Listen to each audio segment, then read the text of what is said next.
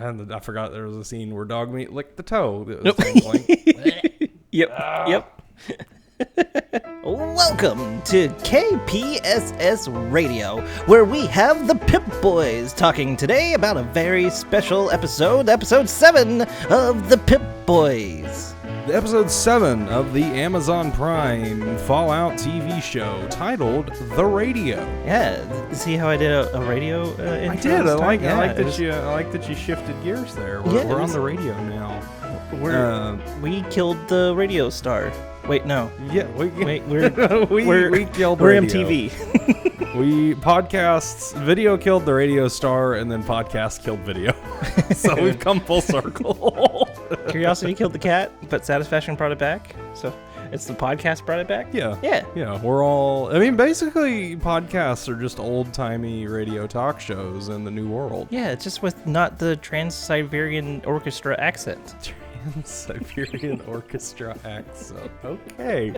We're going to roll with it. Trans-Siberian accent? Is that what it's called? Transatlantic, I think. That's what it is. The Trans-Siberian Orchestra is the people that play Christmas music. Yeah. With fire in the background.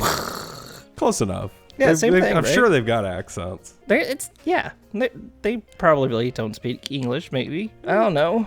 The Trans-Siberian. I don't want to go down a tangent on accent because I feel like I could very much go down a tangent about the Trans-Siberian Orchestra. So instead, let's talk about episode 7 of the Fallout show. The next episode's the finale. We've made it through almost the entire show, and you, listener, have joined us this entire way. Thank you. If this is your first episode of the show, you need to go back a few episodes. Yeah, I'm surprised that this is your first episode, and thank you for watching. If this is your first episode, leave a comment on whatever platform you're listening on, or send us a social media. Why are you starting on episode 7? Just answer. I want to know why. What led you to this episode to start your journey? Even more so if this is your first stuck on the internet production. What life choices have you made? Episode 7 of the Fallout Boys. Why are you watching the Fallout Boys podcast episode 7? Yeah. So anyway, we're moving along. The show is just about wrapped up for us here in this first season. It's been a very good start to the series overall so far. We'll get more into that obviously in the next episode where we talk about our whole season 1 thoughts. But I thought this episode, I was a little bit surprised honestly, because I felt like the last episode expanded on a lot and really like the last 2 episodes have kind of like really moved it up the pace a lot, and things were moving very quickly, and I feel like this episode slowed it way down. Yeah, this episode seemed like it didn't quite go anywhere. We got like a couple of answers maybe, but it was just like that weird stall thing that they do before the finale. Yeah, I was honestly expecting with the pace, I thought it was going to keep picking up and picking up and picking up, and like at this point honestly I can't tell you how this season's going to end. Like normally I can get a pretty good idea by the episode before the season finale of like, okay, mine might not know exactly what the final scene is going to be. I can give you a vague idea of what's going to happen. I have no fucking clue what's going to happen in the next episode. I mean, I've got a couple ideas, but I mean, it just doesn't. I feel like we should get like 2 or 3 more episodes after this. I kind of agree with that, but man, I have no idea what could possibly be happening next, other than the few obvious things. But other than that, it's like, I don't know. Could be anything. I'm sure the next episode will probably pick up a good bit. I don't know how long the next episode is. This episode is about an hour. I'd presume the next episode will probably be about an hour as well. I mean, I imagine they'll probably move through a good bit because we did get left on some cliffhangers-ish in this episode. We'll see where it goes. We'll go ahead, unless you have anything, we can go ahead and dive into things here. It was an hour, but to me, for some reason, it didn't feel like an hour. Like I really enjoyed this episode for what it was. I wish it did more than what it did. But it was definitely one of those episodes where it just the pacing felt right. Yeah, that's a very good way to put it, because this is the first hour-long episode. Not to say that any of the other episodes seemed like a drag that were longer, but this one, pacing-wise, I was very surprised when the episode ended, and I was like, oh, I would have assumed there was like another 15 to 20 minutes left. It's nothing to do with the writing or anything like that. It's literally just like the episode, it was very well timed, like you said. It moved along very, very quickly. It didn't establish a ton, I don't think, but it did a good job of moving things along in a timely manner. And as you've been trying to do, let's move things along to the episode. we're gonna keep on going. You're not even gonna feel like you've been listening to this for an hour. Yeah, it's already been an hour. It's crazy. You've already been listening for an hour. Can you believe it? Our interview with Todd Howard was just great. So as we get into this, again, this is episode 7 titled The Radio. Very, very fun episode. Really, a lot of good callbacks to the game in here, which we will get into. We open on a desert. There's some people digging, sifting, metal detecting. I don't know why I wrote it out like that, but I did. It's people in NCR Ranger gear. Are they really Rangers? Who knows? But they're in the gear. You know, we're still not sure. At least I'm not sure at this point in time what the NCR is. I mean, this could have just been people that stole the armor. The older gentleman, the dad, he could have maybe been a former Ranger, and this is what he's doing after the NCR fell apart. Raised a couple questions to me. It looks like a father and son duo out there. They're sifting, they're collecting bullets, or as is later referred to, they are lead farming. They dump a couple bullets into the schmelter or a mixer or something or other, and then they go into the house, and there they find our old friend Cooper, and he's eating food. What is this food? Is it this Sandra that they keep calling out? Nope. Sandra's just a nice little girl who brings him a drink. They have a little confrontation back and forth. Cooper, kind of just talks about he's looking for some information a little bit. Kind of inquires that the son, the lead farmer, had a son who took up with the mad woman in the hills, which is kind of implied to be Moldaver. We do get the confirmation that it is Moldaver in we a little do. bit. Yeah, we do. So at the beginning of the scene, whenever they are eating the food, I have something called misophonia, where I hate sounds and noises and stuff. And so it was actually really hard to watch the first scene of the movie. Hate sounds and noises, aren't you? Don't you have like a background in audio engineering? I do, and I hate it. But no, specifically the sounds of eating and stuff like that bothers me. I'm the same way. And so I can't handle it. So that part, whenever he's eating food, I'm just like, oh, no, please. It's weird. Please stop. Because I'm that same way, but it's more in real life. Like I can, for the most part, I can watch, like that scene didn't bother me. But if someone's sitting in the same room as me eating, I will go bonkers if there's not background noise. That's interesting. Yeah, I have that same thing with real life as well. But yeah. Specifically in shows, like there's videos of people doing TikTok things where there's like, oh, I'm going to tell you a story while I'm eating crackers or something like that. I'm like, nope, this video's not happening. Please stop making these. Monsters and psychopaths are just like, I'm gonna eat stuff while I talk. It's like, no, that's nasty, first off. And then I have to hear the sounds feeding, and I hate it. Yeah, I don't like, I mean, in context of TV, I don't mind it because it is something that people do and it's world establishing. But yeah, if you're doing that stupid shit on TikTok, stop it.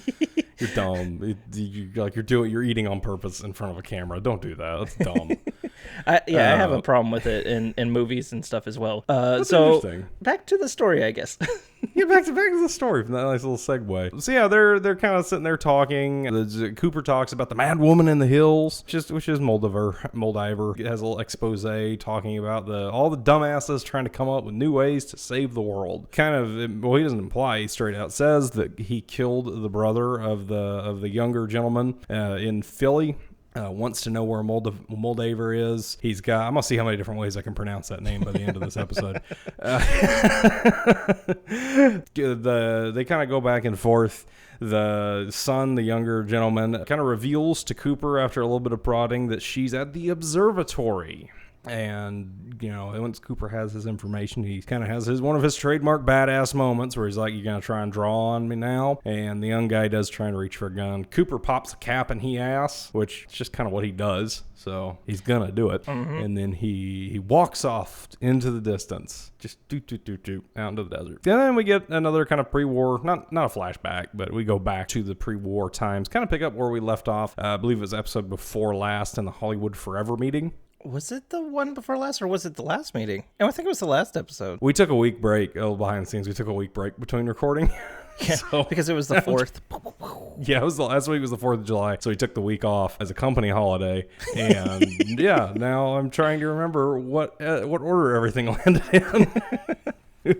I probably should have looked at my notes for the last episode, but it's okay. We're not perfect here on the Pip Boys. So Moldy Diver is giving a speech Yeah, we go and we find Mulhiver, and she's giving a speech at this meeting, and she's talking about what brought us to California, and they talk about the talks of the atom bomb, the end of the world. Cooper is pretty much Cooper. He's like, I don't need to deal with any more of this horse shit. He gets up to go leave. Molly Holy says, they kind of go back and forth. They kind of have a moment. They go out into the hallway and they're walking. She's talking about how Vault-Tec paid Cooper for his allegiance, says that she knows Cooper's wife, kind of reveals a little bit about behind the scenes about who she is in the pre-war world. That says that, I know your wife. I know what she does. I know a side that you probably don't know. They're talking about Molly Holy and she worked for a company, an energy company that created a form of cold fusion energy. Her company was bought up by Vault-Tec. Kind of going back into what we were talking about in the last episode with Vault-Tec wanting to stoke the flames of war. It's in their nature. It's in they're incentivized to kind of stir the pot a little bit, is what she kind of calls to here, because she talks about how Vault-Tec has the means to end the resource war. Cold fusion, which I assume probably, I kind of gathered a little bit, has something to do with the fusion cores. I'd be willing to bet that the fusion cores were probably what this company had created, because a lot of the fusion cores you do find in the game and in the show come from Vault-Tec facilities, or Robco computers and Robco technology. Robco and Vault-Tec are very closely intertwined. And she gives Cooper a listening device. And it's just like, this is for your information. Like, just trying to get Cooper to bite the hook a little bit here. That is where we begin this episode as the Fallout logo plays up. And I did pay a little bit of attention to it this time, and I think you're right in what you said last time, where it's kind of themed for episode because it's one of the tanks from the Vault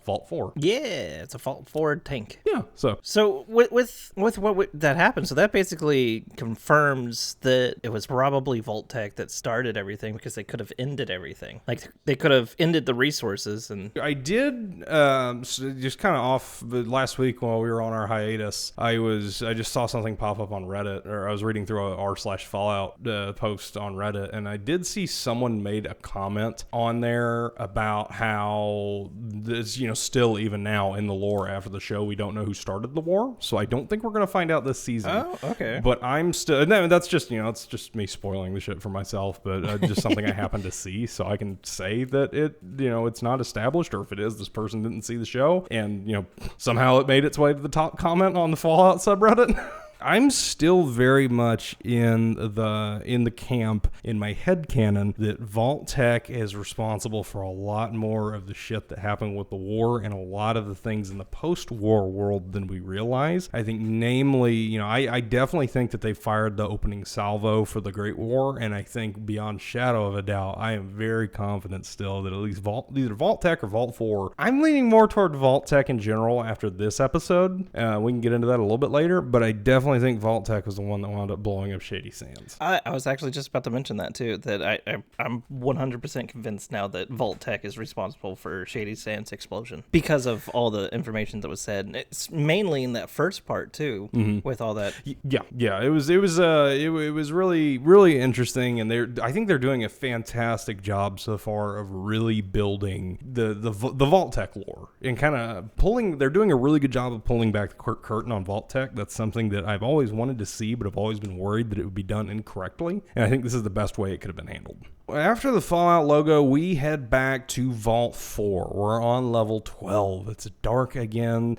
Indigestion. The lights are out. Lucy is cuffed, and she's being interrogated by Overseer Benjamin and Birdie. They're kind of going back and forth a little bit. They play a holotape, and the holotape is basically a video of the downfall of Vault 4. It's the last, what I'll say is non-experimental Overseer of Vault 4. Talks about how the experiment was a vault run by scientists, pleads to the camera, says there's still potential with combining human DNA with mutated DNA, which I think we called that either last episode or the episode before. before. That was probably the experiment. So and I think we even said it was the Gulper probably specifically. Yeah. So it was so we come to find out the curtain's kind of pulled back. It's ripped back for Lucy. What the reality of the vaults are a little bit. I don't think it's been done in entirety for her, but it definitely kind of shows the dark underside of the vault world. A Gulper breaks in, eats everybody as they do. They gulp. I'm glad it didn't show the fingers because the fingers make me very uncomfortable.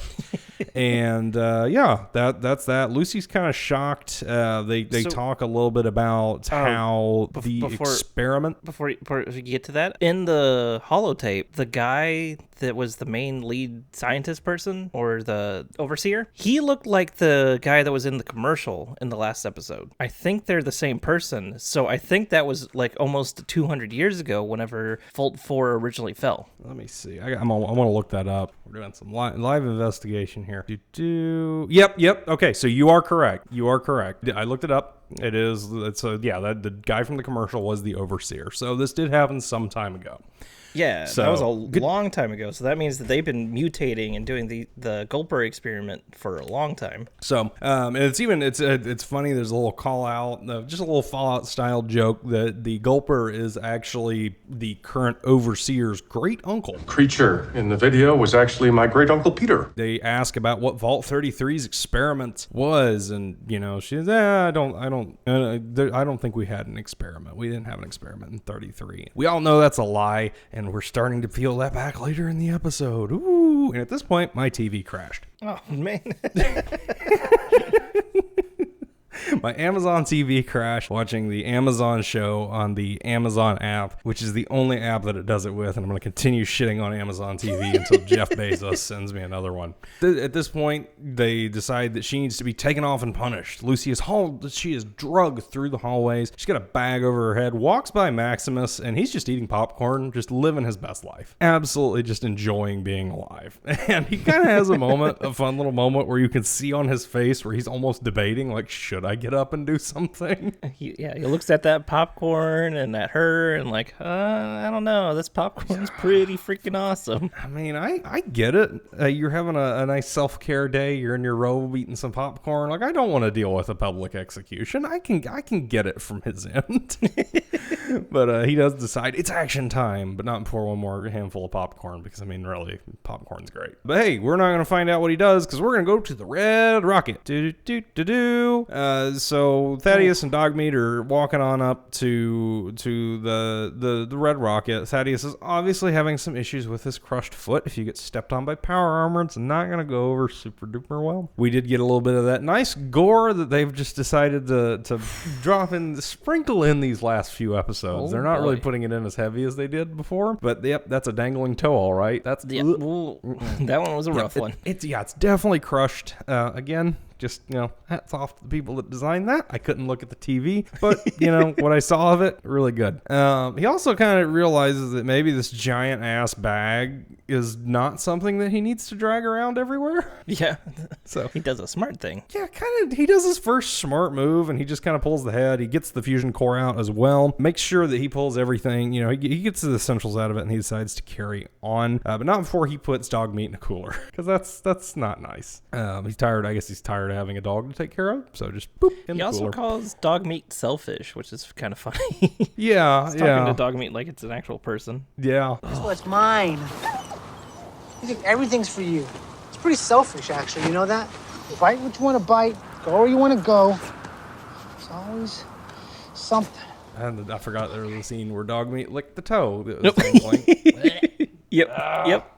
They know how to get me. So, yeah, he puts Dogmeat in the cooler and just limps on off. So from here, after that, we do head back to Vault 4 to see what happens to Lucy. It's public execution time, or it's implied that it's public execution time. There's a big crowd in the commons area. Lucy is tied to a little post thing, and there's a giant sword in front of her. And the overseer pulls this big-ass sword out and says, "You are sentenced to death by banishment to the surface." Slowly cuts her binds. Definitely need to sharpen that. Everybody in the crowd's going wild, like this is just absolute insanity.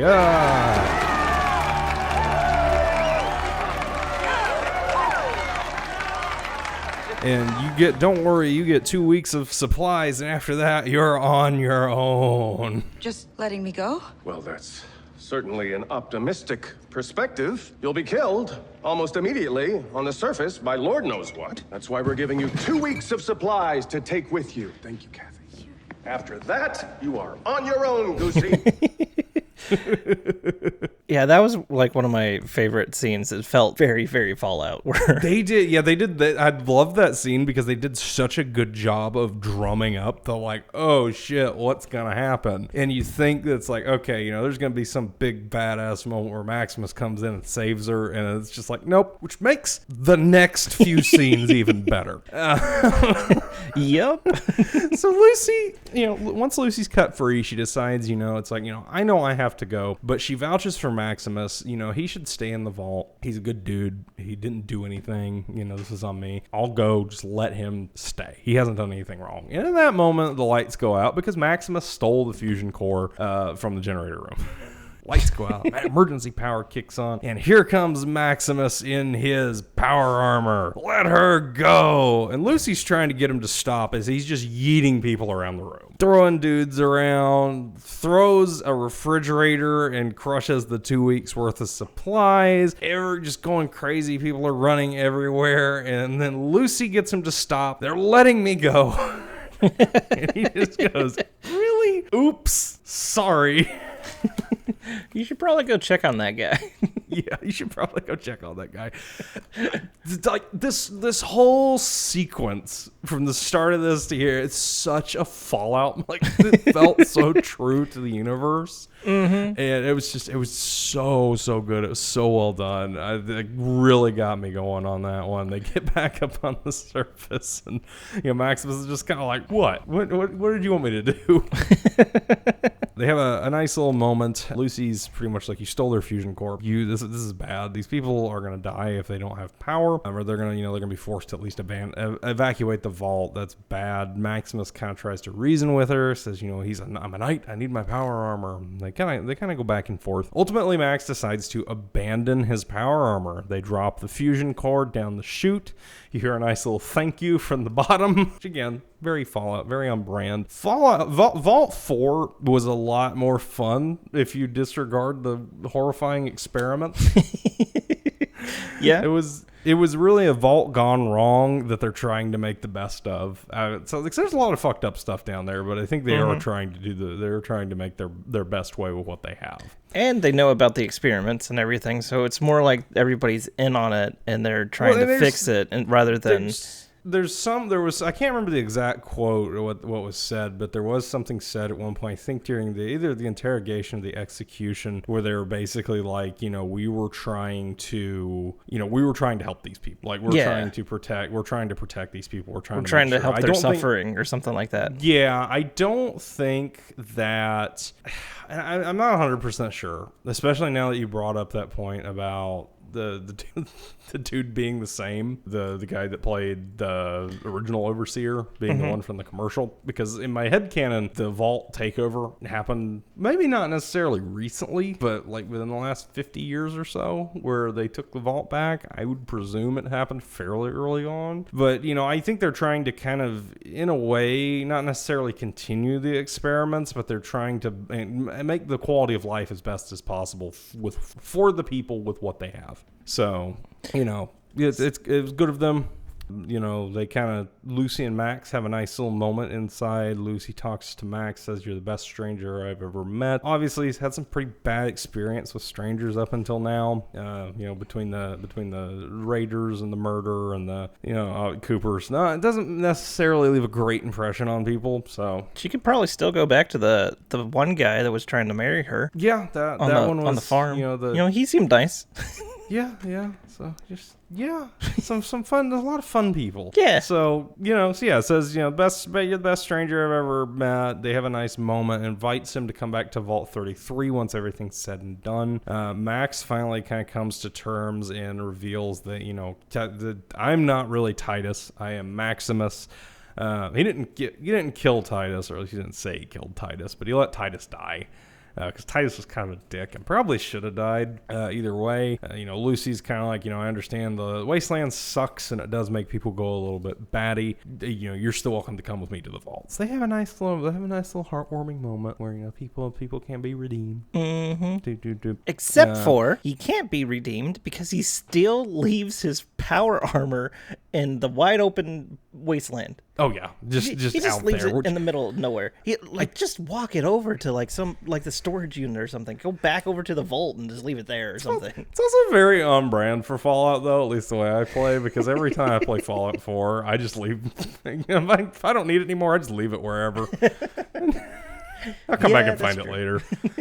Sometimes I try and be reasonable about it, but a lot of times it's like I don't feel like I like the power armor in Fallout 4, but I also I just don't I don't use it a lot, so I just kind of leave it wherever. I also have like 50 suits because I pick up all the random ones I find, so I'll just have a bunch of power armor suits littering the wasteland. We do at this point have an ad space, so I want to take a moment to talk about Good Morning, Good Night. Have you ever wondered what it's like to start a podcast company? Well, you can find out by listening to the hit podcast Good Morning, Good Night every other Monday, stuckontheinternet.com or wherever you find podcasts. After that ad break, we head back. Thaddeus is listening to the radio like Fallout, and you can hear a dude talking and giving radio commentary like one of the radio people from Fallout. It's cool. It's neat. Yeah. It was nice. Yeah, it's a nice little kickback to the games. He's just kind of, Thaddeus is just kind of limping through the desert listening to the radio. Again, very on brand. This episode did a really good job of, in my opinion, I think this episode did the best job of representing the games just because of little nuances like this and the power armor and some stuff that happens later. I think overall the series does a good job of it, but this episode really felt like, how I would play the game. Yeah, this episode just definitely felt like going from one mission to another, where you just kind of finished up the Vault 4 mission and now you're going over to the whatever next mission, the Find the Head mission. Oh, yeah. So you're just it's the transitions seemed very on brand. The just little nuanced stuff like, the radio, leaving your power armor. There's a scene later with some hacking that we get to see. I mean, it's all just felt very, very true to the game, which I appreciated. So we're, as he limps through the desert, we come up and we see the chicken fucker from a couple episodes ago. He's about to pop it off. He's about to shoot himself in the head. Then he sees Thaddeus and he runs up to him and says, "I'm a doctor. I can help. Let me take you to my humble pharmacy," which is, I believe, the same building that a couple episodes ago where Cooper killed the other ghoul. It really looked like the same building. I think it was the same building. I'm not 100% sure, but I think it's the same building. He strips the sock off the foot. We see the lovely broken foot again. And, don't worry, he's seen this condition before. Oh, I've seen this condition before. Somebody stepped on my foot. Oh. Yeah, somebody stepped on my foot. Ah, yes. So I hope we see that. This is a great character that they could just drop in at random points. I don't know why this guy I get a crack out of him every time he's on scene. The actor did a very good job. Just everything he does is just so off the wall. Like the first time we see him with I'm just doing experiments. Yeah. And that guy. Who plays the snake oil salesman? He is played by John Daly, not the golfer. I was about to say he's not played by the golfer. Odd. He's played by a different John Daly. So yeah, I don't know if he's in anything else. I can look. I was like, I remember John Daly being way bigger than that guy. John Daly's got a couple of years on him. It looks like he's in a bunch of random stuff. I don't see anything specific. I think he's another one of these. Again, Fallout has a lot of actors in it that have been one character one time in 5,000 shows. Because I'm just looking through his filmography, and there's just a lot of random stuff in here. Just the other John Daly. He's a very accomplished actor. Apparently, he's in a lot of things as one person. So I feel like I've seen him before and stuff, but I just don't. Oh, I've definitely seen him before and stuff. And just looking through what he's been in, just a couple random things. It's like, I think he was a one-off character, and that sounds familiar. But he did again, very good job. Casting for the show is very good. So he's kind of trying to sell him on these potions. And Thaddeus is a little weary of it. He pulls a gun on him. Chicken Fucker is, I think his official name is the Snake Oil Salesman, but I think Chicken Fucker is a lot better. So we're going to call him the Chicken Fucker just to make sure the explicit tag sticks for this episode. Chicken fucker talks Thaddeus out of killing him. Thaddeus offers the chicken fucker a fusion core in exchange for help. He makes this weird concoction, mixes some stuff together, gives him an inhaler. Thaddeus takes the concoction. Clearly doesn't look like it tastes good. To everybody's surprise, it actually works. His foot just heals magically. And it looks like an inhaler, which made me think, it was like, oh, did he just take a ghoul thing? He took a ghoul hit. So I'm not sure. And it's something that is brought up later in the episode. So I'll be interested to see where this goes. Mm-hmm. And, we may see Chicken Fucker return because clearly we have a character that has a vested interest, maybe two characters that have a vested interest in the inhalers. So maybe we'll see more from Chicken Fucker. And, Thaddeus asks at this point about I need to get to radio tower. I need to radio some people to pick me up. Chicken Fucker directs him to a nearby tower near Shady Sands and off into the waste he goes. Not before we go back to Vault 33. Boom, boom, boom. 33. 33. We head on back to Vault 33. Norm is on prison lunch duty. Vault assignments, they come up over the radio while he's on his lunch duty. He's handing out lunch. Says Vault assignments will go out later today. Wherever you end up, that is where you belong. He goes from prison cell to prison cell feeding the prisoners. He comes up on the last cell and everybody in the cell is dead. Again? Why? Yeah, they're all dead. Oh. The guard or the lady that sits outside and plays solitaire, I don't necessarily know if you could call her a guard, maybe an attendant. She's hauled off, kind of implied that she's being accused of being involved with it. Betty is in the vault kind of overseeing all the dead people because she's an overseer. She oversees things. She kind of has a moment with Norm, basically saying, words have meaning, kind of a watch your ass type deal is what I got out of it. And she walks out and flips the switch on her Pip Bois to kick off the vault assignment process. And they get I like the way they did this, where they just did the pop-ups next to everybody to show where I thought that was a going. really cool ad there. So they did that. Norm is staying. Woody is going to Vault 32. Davey is moving to Vault 32. Reg is staying. Stephanie is icing her vag and finds out her and Chet will both go to Vault 32. Norm visits Chet and Stephanie. Stephanie doesn't seem all that broken up about the dead raiders. A little bit excited about it. Understandable. Chet says something about it's a good time for a fresh start. Norm calls him a coward. And Chet retorts with, well, we're all hiding in a hole in the ground. We're all cowards. We're all cowards. That's why we hide and live in a vault. Mm-hmm. Yeah. Yeah, so, that was like one of the most informed things that Chet ever said, I think. We all are, Norm. That's why we live in a vault. Damn, boy, you got deep. He did. Had one baby and all of a sudden he's like smart. You have one baby that's not really yours. Being a father makes you think. So So they're both going. It's a very informed moment. There's kind of some interesting air in the vault. I think from this point forward, I'm interested to see how it develops, and it does develop a little bit in this episode. This episode, definitely the Vault 33 stuff was the stuff that I enjoyed the most because every single time it cut away, I was like, no, I want to know more about Vault 33. Don't cut away yet. Yeah, let's keep going with it. I will say, out of everything, I think this episode had a lot of really good building. It wasn't a lot. It wasn't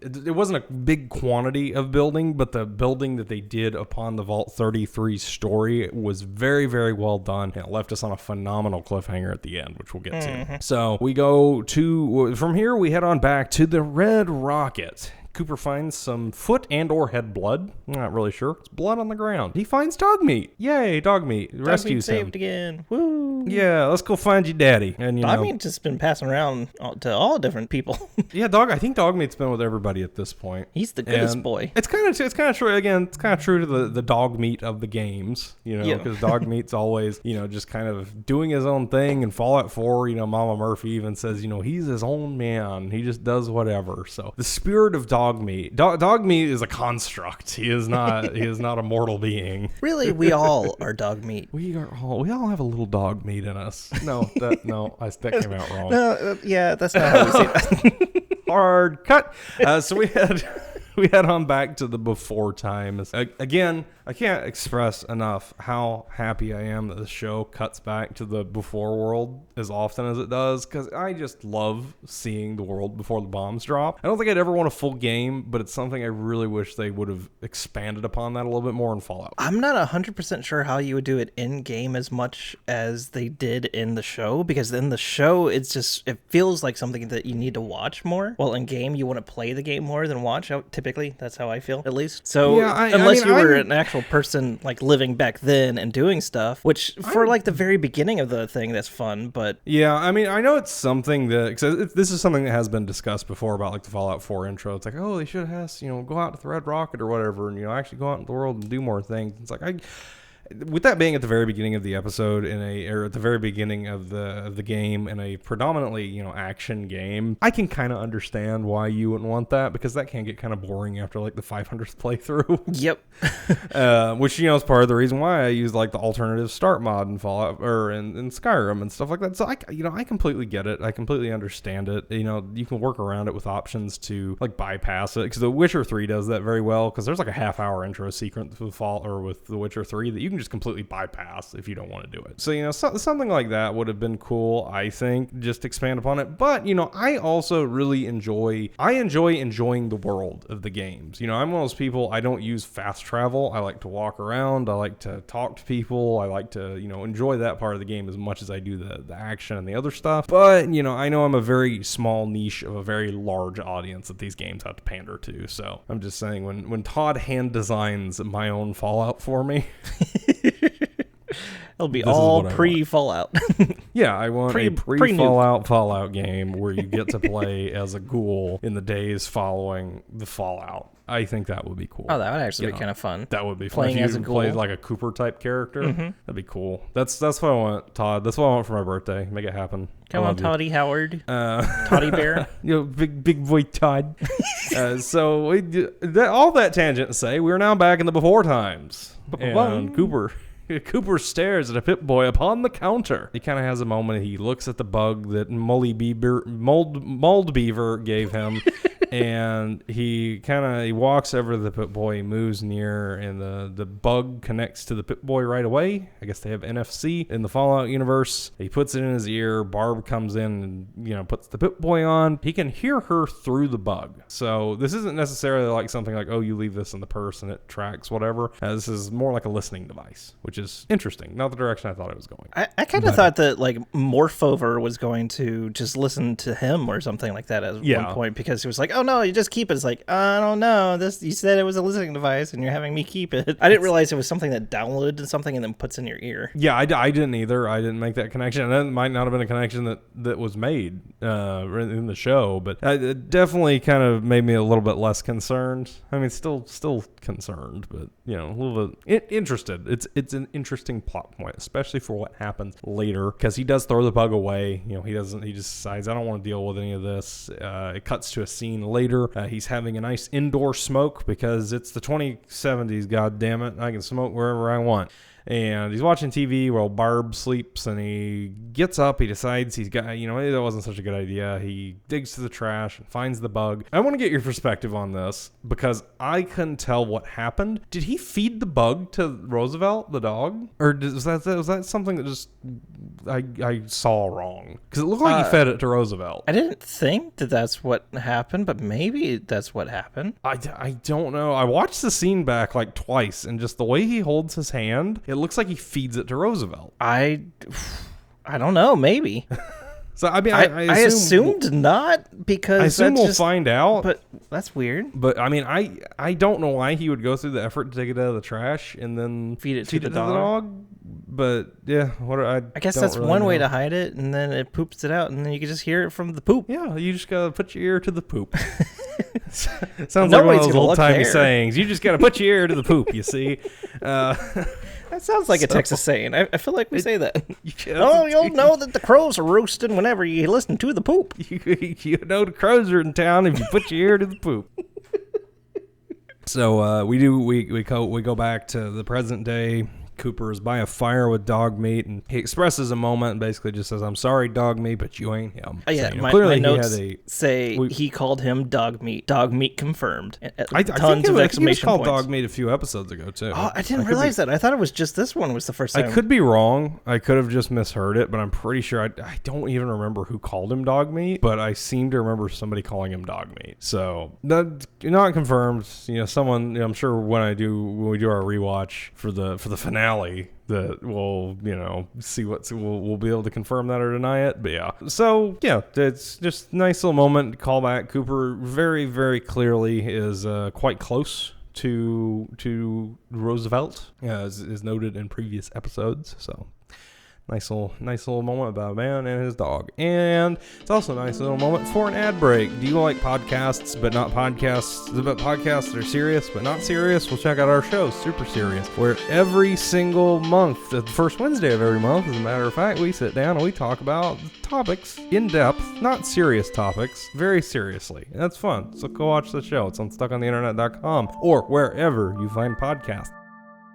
From here, we go back on the road with Lucy and Mac, which sounds like a fun show. It sounds like a YouTube show about some people living out of a van. I'll watch it. It immediately cuts from them walking down the road to Thaddeus sitting in front of the radio with DJ Fred Armisen, which is the first actor I've been able to name, and I actually know what he's been in. Because I love Fred Armisen. He is probably my favorite actor that's in a million things for 1 minute. Yeah, he's definitely fits the theme of being one character in the show for 1 minute and still owning the scene that he's in. He's just such a weird dude. Yeah. It's not so like weird. It's never anything like I can't put my finger on it, but it's just like the way he behaves. He does weird really, really well, and I didn't know he was in this, and I was so excited when I saw him in the scene. So we got DJ Fred Armisen, or his real name is DJ Carl, or at least his name in the show. Great, love it. DJ Carl he's a bit of an audiophile. He's talking about he's got the original recordings, and you can hear the highs and the lows and the mids. And Thaddeus doesn't know what the fuck he's talking about because this is the wasteland, and nobody's ever worried about the highs and the lows and the mids. He was also, whenever he was pointing out the mids, as an audiophile myself, he was actually not even pointing out the mids. That was not the mids that he was pointing out. So I don't think he was actually listening to music at that point, and so he was like, just right here. So it was just kind of a funny thing that I listened to. I was like, that's not you're lied. You're not doing what you think you're doing. Which, I mean, is very on brand for Fallout. Yep. It's like, I'm being snooty. It's like, you're not pointing out the right thing, though. That kind of reminds me of there's the because I've shifted from replaying Fallout 4 to Fallout New Vegas because it's closer, and I wanted to confirm a few things with my headcanon now that it's important, and I've said things out loud. So I'm doing my NCR theory run where I go through and I play, because I landed on House is going to be the one that was the canon ending. So I want to run through and do a House run of Fallout New Vegas, because I haven't done a House run. So I think the only time I've ever done a run for the House ending was the first time I played the game when it came out in 2010. So that's cool. So I'm going through. I want to go through and do a House run where I go through and I play everything in that direction to see if it lines up with my theory. And I'm sure in the next episode it's going to confirm it, and I will have already wasted like 15 hours in this playthrough. But who cares? Because I love Fallout New Vegas. It's a good game. It's a fun game. It's not a waste of time ever. So, no, it's a great game. I love it every time I play it. It makes me so happy. It's such a fun game. And it's a thing I love about Bethesda games too, is just like the little stuff that you can go through. And I've played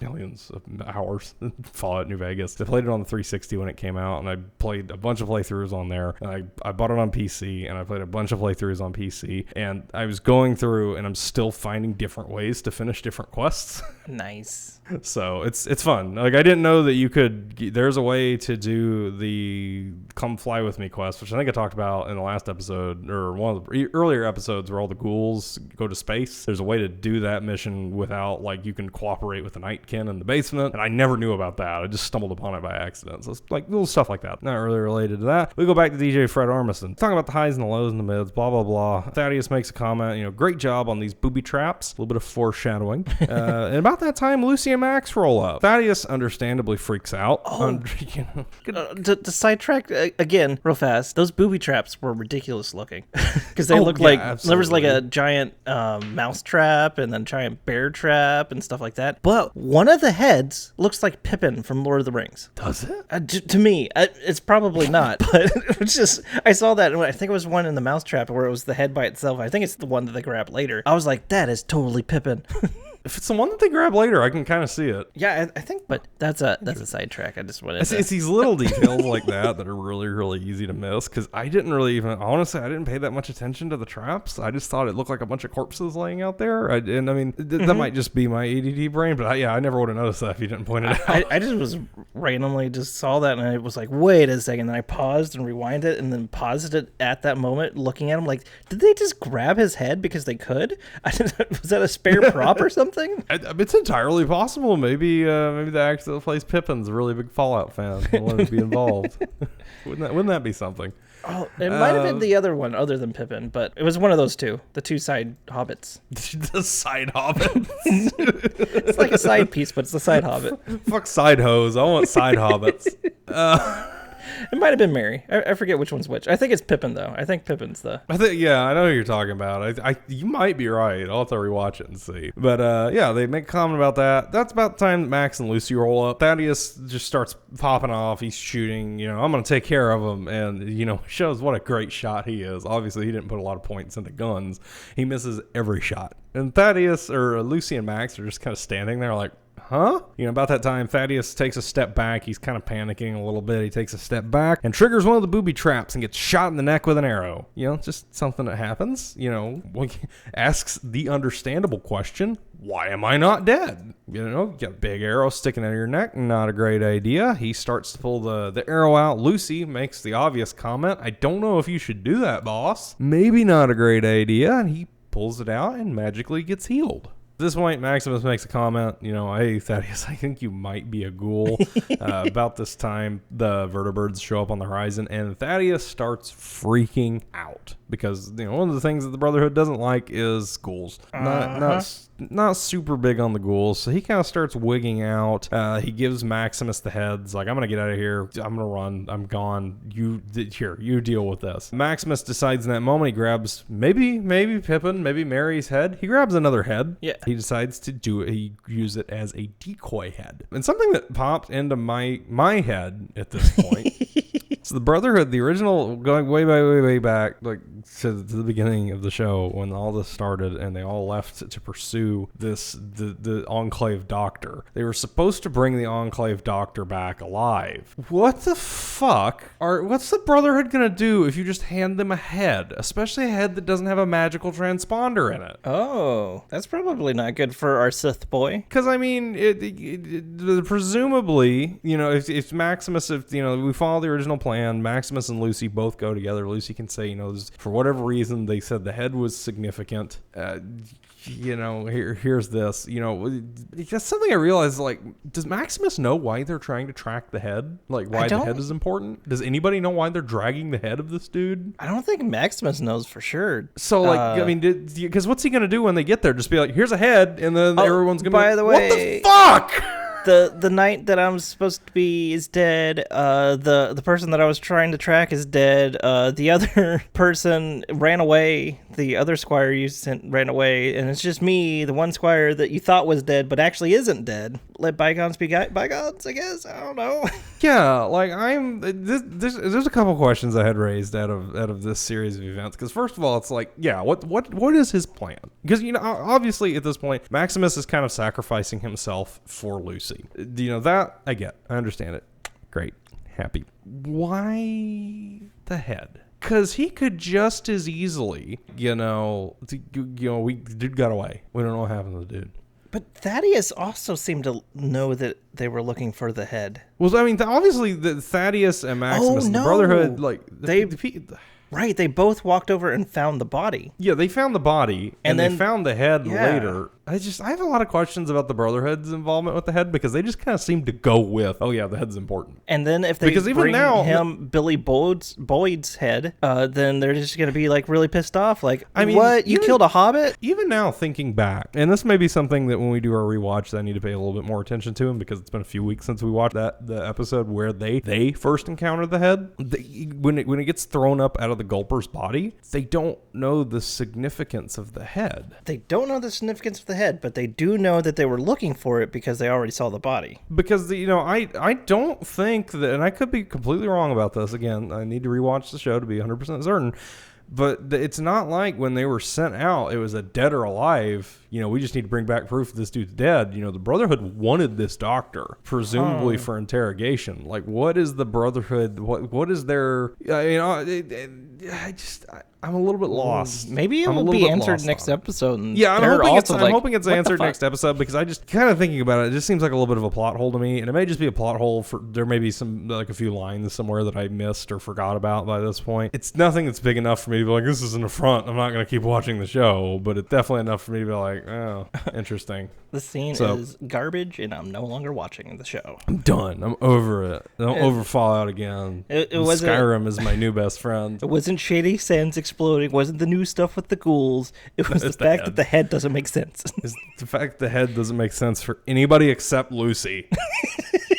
Lucy is the only person where the head matters. Which, I think Cooper may know the significance of the head. And at this point, Maximus probably knows the significance of the head. I'm just sure at some point Lucy explained why she is tracking the head, and the story behind the Enclave doctor saying you need to cut my head off. But even then, like, Lucy doesn't fully understand why the head is important, because she doesn't even. I don't think she knows that the head's got that weird thing in it that the doctor shot into himself. Yeah, I think it's just Lucy and Moldy Bread are the only people that know. I don't know. I have so many questions, and I hope they get answered in the next episode. But yeah, my whole thing is definitely, once Max, it seems to me that the fake head was dumb, because it might be something that's explained in the next episode, but to me it seems like they're just going to be like, this is a head, there's nothing special about this, the fuck's wrong with you? And then they're going to shoot him in the head, and then they're going to send somebody back out there to hunt Lucy down. And then we're going to find out that he was actually a synth, like I predicted.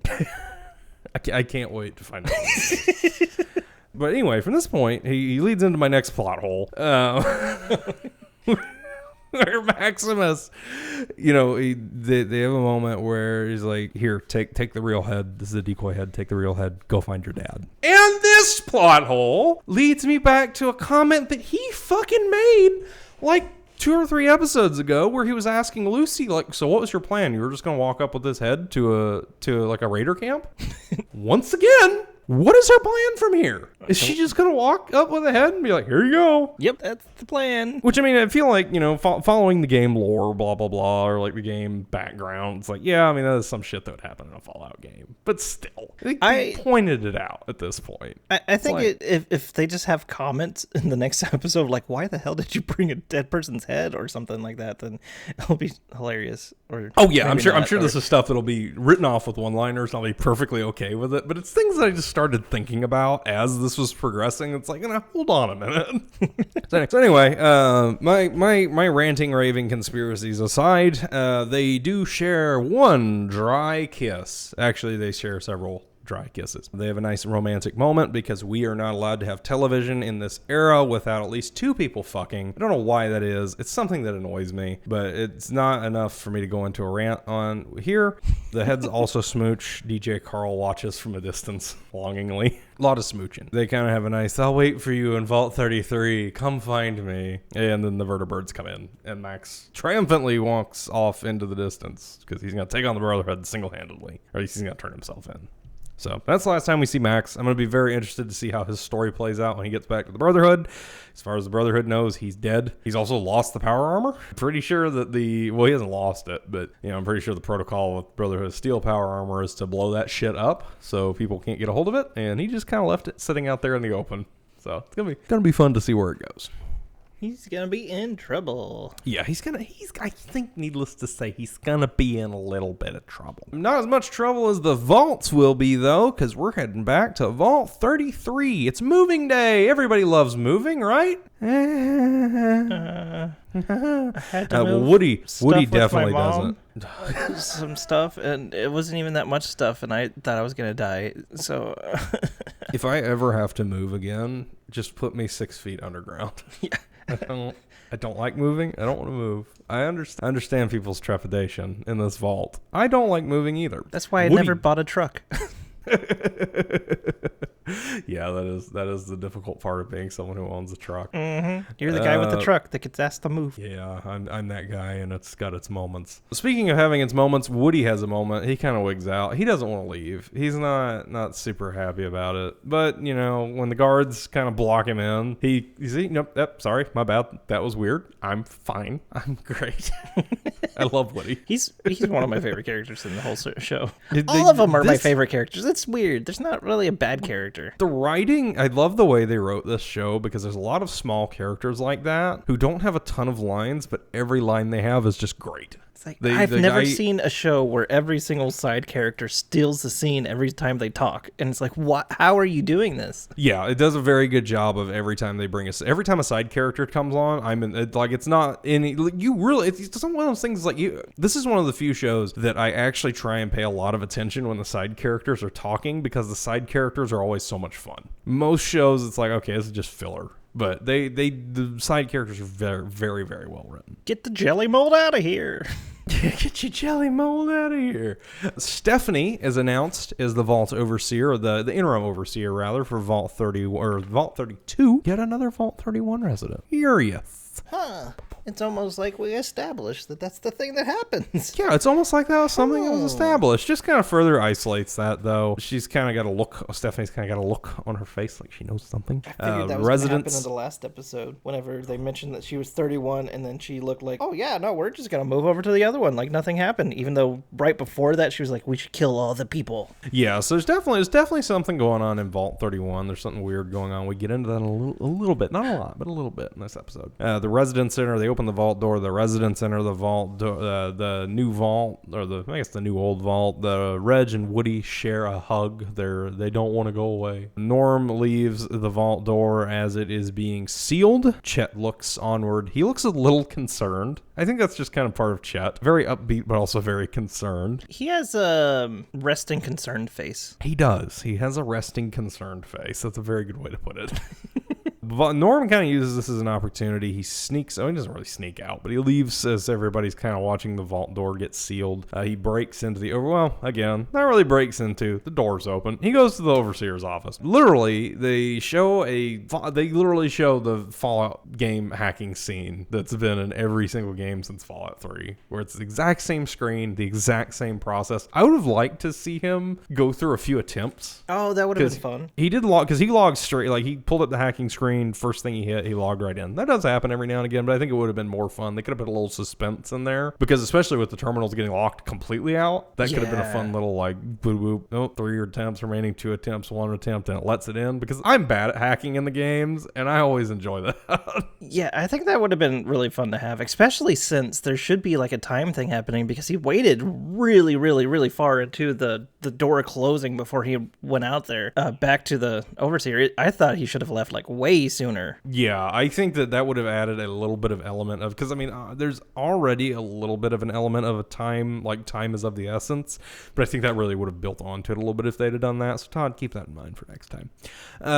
Norm hacks in and he pulls up the message center and sends a message to the overseer of Vault 31 posing as Betty. Says that he needs to come to Vault, or he's a little bit worried. They ask, are you compromised? So again, clearly Vault 31, it's already established. Vault 31 is like the grand overseer. There's something special about Vault 31. They know what's going on. They say to come to Vault 31 immediately. So Norm does that. He goes to Vault 31 immediately. At this point, my TV crashed again. Right as the vault doors were slowly and dramatically opening. What's on the other I was honestly, what I was thinking the whole time was vault door was slowly opening. I was expecting his mom to be on the other side. Like, she's not dead. Oh, that would have been interesting. Plot twist. Would have been interesting. Again, Todd. That's not what happened, but Todd, I'm open to write for the Fallout show, man. Just give me a call. Yeah, we got ideas. We could help. My people talk to your people, and we'll write a season probably significantly worse than that. Why is the whole season just the thing before it? And it's all about dog meat. That'd be a fun. That's a fun thing we should do before season 2 is take like the trailers and then write our season based off of that. Here's what I think is happening. This is my complete BS season 2 for the Fallout show based on what we know so far. Todd, look us up.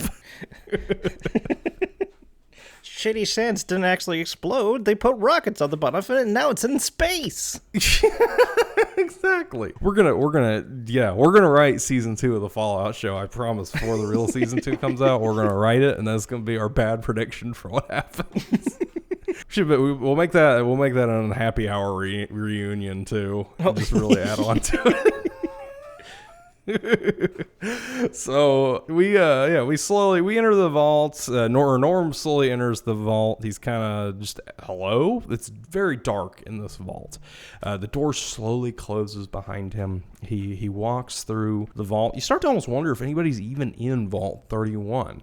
And suddenly Norm sees something, and the episode ends.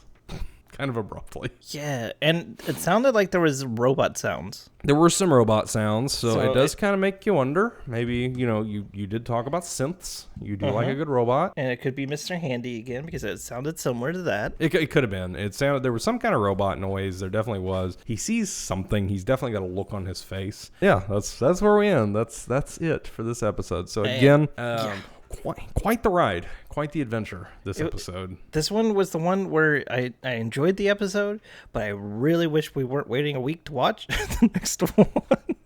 Because, oh my God, it was like nothing happened. I got no more real answers. This is the first episode where it was like, I think every plot line except Cooper's. Well, Cooper's present. I think, Cooper's pre-war kind of left us on a plot line, a little bit of a cliffhanger. But where he's at presently, every other plot line ended on a cliffhanger. So I'm very interested. I think all those cliffhangers are going to obviously come to fruition in the next episode. Again, I can't really tell you how I think things are going to go in the next episode. Obviously Max is going to be in some shit. I'm going to be interested to see how they handle it because, part of me wants to be like, this dude kind of fucked up. He's fucked up a few times. Brotherhood's probably going to, come down on him pretty good.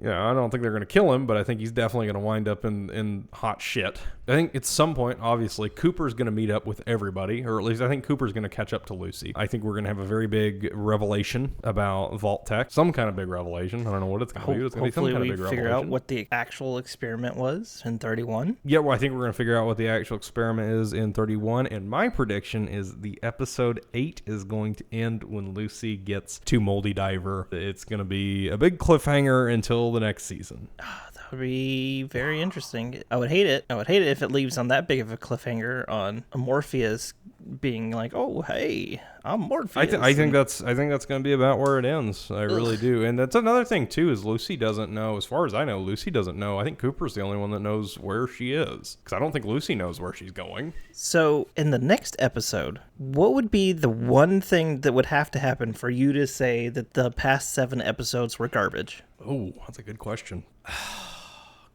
That is a good question. Unless they completely tank the writing, there's nothing that I'm worried about them nuking right now. I think if somehow they managed to retcon Fallout New Vegas, I wouldn't be thrilled about it. But would that ruin the show for you if they did? It would definitely put it in a very negative light for me because that's my favorite Fallout and one of my all-time favorite video games. So it would paint it in a very negative light. Though that said, at this point, timeline wise, looking at my string board that I have next to me with all my dates, I don't think that it's going to happen. I think there's going to be some fringe, very, very fringe retcon Nothing super. I don't think there's going to be anything super wild, but I think there's going to be some kind of further out there stuff in Fallout New Vegas that gets retconned. At this point, I fully believe that we're going to get the house ending of Fallout New Vegas is going to be that's going to be the predominant one. So we'll see. Is there anything for you? Not that I can think of. Like, this show has just been really fun so far, and like everything that we've seen, I was like, nothing really seems to be super retconned in it. Yeah, that's the thing is they've done such a good job so far that I can't see. And just based on audience reaction in general, I think the biggest shock was definitely Shady Sands getting nuked. I think we're over that hill. I don't think at this point there's anything that they could do while maintaining the level of writing they have. And I feel like there would have been a bigger audience reaction to that, because at this point I feel like just having seen what little I have online, or what little I've tried to keep myself at online, I think we've gotten over all the major shock factors as far as like broad Fallout lore goes. So I don't really probably going to be more shock factor in the next episode, because this is the finale episode, so they got to have something that I think is going to shock us. But I don't think it's going to be anything terrible. I think there's going to be shock factor. What I meant by that is not necessarily like general shock factor. I meant just in terms of the lore. I felt like the biggest shock factor for the lore was Shady Sands getting blown up. I don't foresee anything like that happening. I don't know for sure. Something might happen. I could be wrong. I could be completely wrong. I'm just very, very excited to see the next episode and see where it goes. Too. Yeah, I think it's going to be a good one. I've really enjoyed it so far, and I've definitely enjoyed doing this lovely weekly podcast. Me too. Except for the week we took off last week. Yeah. Where I forgot everything. Enjoy watching the show a little bit more than I think I might have without doing the podcast, because I'm analyzing it a little bit more, which I think I would have analyzed it, but I think I'm analyzing it more than I would have. Yeah, I've never watched a show and took notes before. So I feel like I'm trying to pay attention to the nuance a lot more while for sake of doing this show. And it honestly, as weird as it is, with the added work, it's been more enjoyable. I'm not going to start doing this for every show. Oh, definitely not. I'm definitely not going to do it for every show. But for this show, it's been a very enjoyable experience. So it almost feels like that you're part of the culture, bringing forth and being like, oh, I'm studying this for historical documents and making sure that they got everything right. Yeah, in 500 years, when Fallout is reality and people are listening to this on, the Brotherhood of Steel is listening to this on audio tape. Also, hello, Brotherhood of Steel. Thank you again for listening or the aliens, the historical documents. Whoever's here in 500 years, undeniably listening to Stuck on the Internet content, because I'm sure part of the downfall of the world was sprung from this amazing online content creation group. This exact recording will be played back in history classes and space history for why we had to leave the Earth. And that would be very trippy if they listened to this and we talked about the fact that they're listening to this, and so they're listening to it right now, but while we're saying that they're listening to it, and then they're like, oh my God, they're saying that we're listening to it, and we are actually listening to the thing that they say that they're listening to. They were the great seers of our time. They're prophets. The prophets of Stuck on the Internet. So keep listening, Timmy. That's what I'm trying to say. Yeah, keep listening, because you're listening to history right now. You are in it. So that has been episode 7 of the Pip Bois and episode 7 of the Fallout show. It's been a wild ride so far. I am very, very excited for next episode. I'm very excited to see how it ends, and kind of get to do a little bit more here. Ooh, I didn't mean to burp. If you were a person, you wouldn't have any friends. You realize that? So if you enjoyed this, you might enjoy the rest of our archive in 500 years. All you space people, I'm sure it's already presented there in space history class, but I'm going to go ahead and read it off anyway. We've got a bunch of other podcasts that we do here, all the time. Every week there's at least 2 podcasts going out. We've got all kinds of fun stuff. You can check out all of our content at stuckontheinternet.com. You can find all of our podcasts wherever you find podcasts. We have a YouTube channel. We really appreciate if you would give us a subscribe. You can check us out at Stuck on the Internet on YouTube. If you like Instagram and Twitter, you can check us out at Stuck on Internet. We also have a subreddit that I need to set up, which hopefully I'll have set up by the time this goes live, and by the time the future people 500 years from now are listening to this. It's going to be r/Stuck on the Internet. And you can find all of our everything everywhere. It's great. We're great. We're having a good time. We're enjoying this. I'm glad you have all joined us for this journey. Next week is going to be the season finale, and then we stop talking about episodes in depth, and we talk about things in more broad details. It's going to be a ton of fun. Make sure that you like and follow everything, because after next episode, it might be a little bit more sporadic when the episodes come out. So if you don't want to miss another episode, we're setting off actual nukes. You don't know which Friday it's coming out on, so just be sure to watch, because as soon as an episode finishes, I will throw it up onto the. I'll throw it up physically. Yeah. Well, probably we're gonna puke everywhere. But we've got a bunch of other podcasts. Again, if you can't tell, we have an asinine amount of podcasts. We really, really like watching those waveforms on Audacity, so please go listen to our other podcasts. We love you, Internet. Good night. Good night. Wait, no, that's the other one. Good morning. Good Fallout.